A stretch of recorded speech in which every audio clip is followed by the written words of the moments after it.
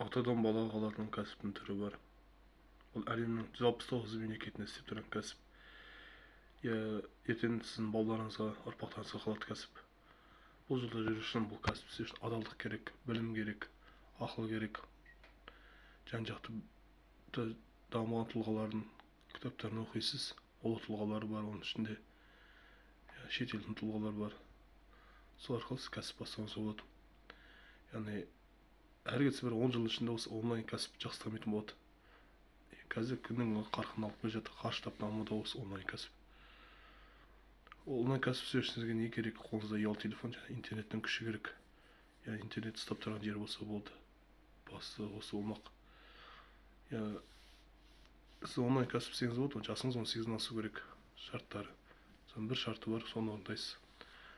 Кәсіп бастау үшін бізде тегін сабақтар бар. Басқа жерде мысалы 100 мың, 200 мың, кем дегенде 200 мыңнан басатын кәсіпті біз сіздерге тегін береміз. Одан кейін приложение болады өзіңізде, ол да тегін, ол да қымбат тұрады негізі.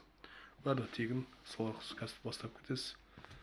Ешқандай салым салмайсыз, ешқандай рискі жоқ, өкінбейсіз. Ол кәсіп тегін болады, ешқандай қадір қасиетті болуы мүмкін. Бірақ сіздің болашағыңызды жақсартады деген сенім ол. Кедейлікте не бар? Кедейлікте қылмыс бар. Кедей адамда ештеңе болмағанда қылмысқа итермелейді. Ұрлық өтірікке, сондайларға итермейді. Жағдайыңыз жақсы болса, сіздің байқуатты біліміңіз алуға ештеңе бөгет болмайды. Осы кәсіпті бастау үшін менің мына нөміріме жаттаңыздар: 8 708 686 21 88 нөміріне хабарласыңыздар. Қазақстанның кез келген жерінен ұстап болады. Тек интернет ұстапса болды. Одан әлемдік деңгейге де шығуға болатын мүмкіндіктер бар.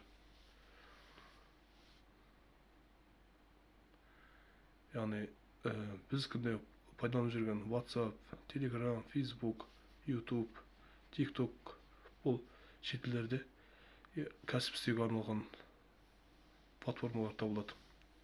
Бізге осыны пайдалануымыз керек. Яғни осы уақытыңызда өсек аяңға, жаманшылық, негатив нәрселер көрмей, жақсылыққа арнауыңыз керек, кәсіпке арнауыңыз керек. Ақша табуға арнасаңыз, қуағып сіздің өміріңізді өзгертеді және жақсылық итереді. Отбасы асырауда қиыншылық тұрса, басында бұл кәсіпті қосымша кәсіп ретінде бастайсыз. Одан кейін мынау жатса, жақсы дамытып алып кетсеңіз, уақыт бөліп, негізгі кәсіп ретінде де ары қарай алып кетуіңізге болады.